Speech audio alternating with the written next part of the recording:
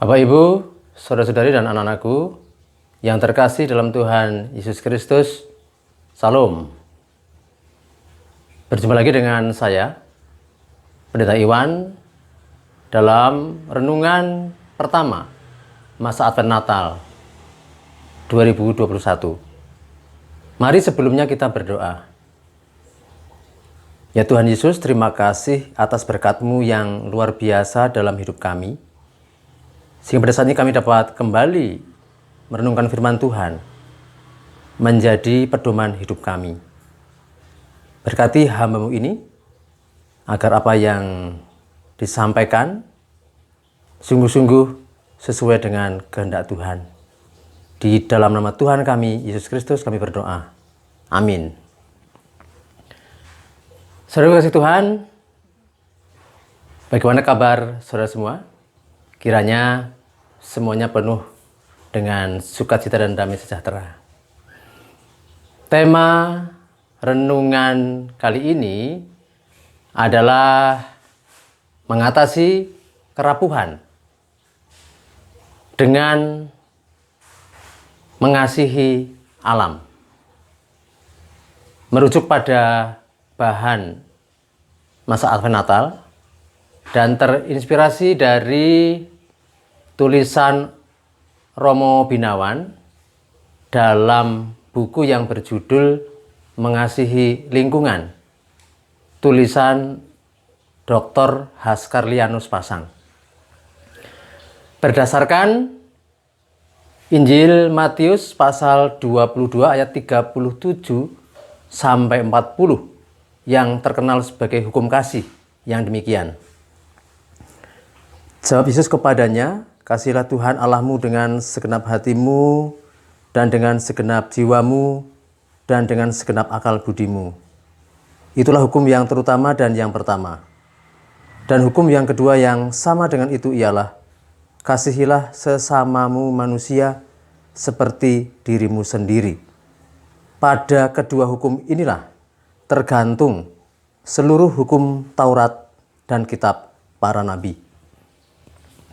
Saudaraku kasih Tuhan, itulah hukum kasih yang senantiasa kita perhatikan setiap saat. Manusia, alam atau bumi ini memang rapuh. Buktinya apa? Manusia bisa sakit, menderita atau sengsara, bahkan akhirnya mati. Alam atau bumi bisa sakit, ditandai dengan bencana alam, banjir, tanah longsor, gempa bumi, tsunami, dan pada masanya alam pun akan berakhir. Pada saat ini kita dipanggil oleh Tuhan sebagai umatnya yang memang rapuh, namun harus bisa mengatasi kerapuhan itu melalui firman-Nya, sebagaimana yang tertulis di dalam hukum kasih tadi, Matius pasal 22 ayat 37 sampai 40. Tetapi bagaimana kita bisa mengasihi Tuhan dan sesama kita dengan sebenar-benarnya kalau kita sendiri tidak bisa mengasihi alam? Memang Tuhan Yesus tidak secara langsung menyuruh kita mengasihi alam atau bumi ini. Tetapi kalau kita renungkan lebih dalam, mengasihi alam adalah sebagai wujud nyata bagaimana kita mengasihi Tuhan maupun sesama kita. Sayangnya, berabad-abad lamanya gereja kurang peduli terhadap kasih pada alam ini.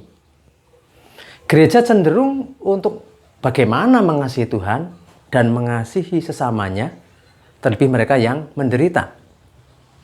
Sampai sekarang pun gereja masih gamang, gagap atau kurang tanggap terhadap isu-isu perubahan iklim, mitigasi bencana, dan sebagainya.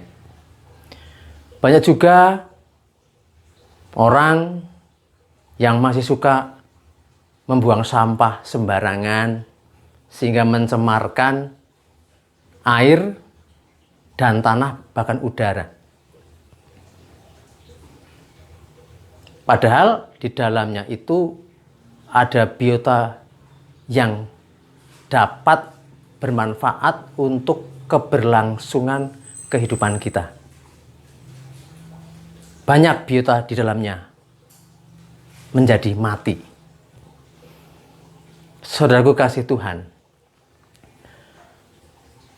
pernah mendengar seekor ikan paus mati gara-gara makan sampah plastik? Ya, kalau sudah demikian peristiwanya, sungguh-sungguh keterlaluan atau berlebihan. Luar biasa. Jemaat kasih Tuhan, itulah dosa-dosa yang telah manusia lakukan, termasuk gerejanya, yang kemudian mengakibatkan pemanasan global. Pemanasan global mengakibatkan perubahan iklim secara ekstrim, yang kemudian berlanjut mengakibatkan adanya banjir, tanah longsor, angin badai atau taufan atau tornado, dan seterusnya. Luar biasa. Dan ini sangat membahayakan. COVID-19 itu terjadi juga karena rusaknya alam. Alam yang seharusnya bisa memprotek manusia dari ancaman virus yang berbahaya ini sudah tidak bisa lagi karena telah dirusak oleh keegoisan manusia. Apakah kita mau rapuh dan terus rapuh? Saya kira tidak. Alam atau bumi pun akan menjawab tidak. Oleh sebab itu, mari kita bersama menjaga dan merawat alam ini, bumi ini. Karena hal itu berarti kita telah mengasihi Tuhan yang telah menciptakan semuanya itu. Kita juga telah mengasihi sesama, karena kita telah menciptakan kehidupan bersama yang penuh damai, aman, nyaman, sehat, jauh dari kerapuhan. Selamat mengasihi alam dan selamat memasuki masa Advent Natal. Tuhan memberkati kita semua. Amin. Mari kita berdoa. Ya Tuhan Yesus, terima kasih firman-Mu luar biasa untuk mengingatkan kami supaya kami dapat melakukan hukum kasih dengan sebenar-benarnya, terutama mengasihi alam yang seringkali tidak kami pedulikan.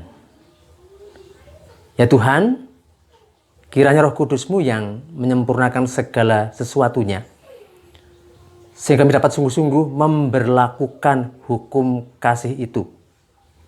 Dan kami dapat turut menciptakan damai sejahtera di bumi ini. Dan dapat mengatasi kerapuhan-kerapuhan kami. Terima kasih Tuhan. Di dalam nama Tuhan kami, Yesus Kristus, kami berdoa. Amin.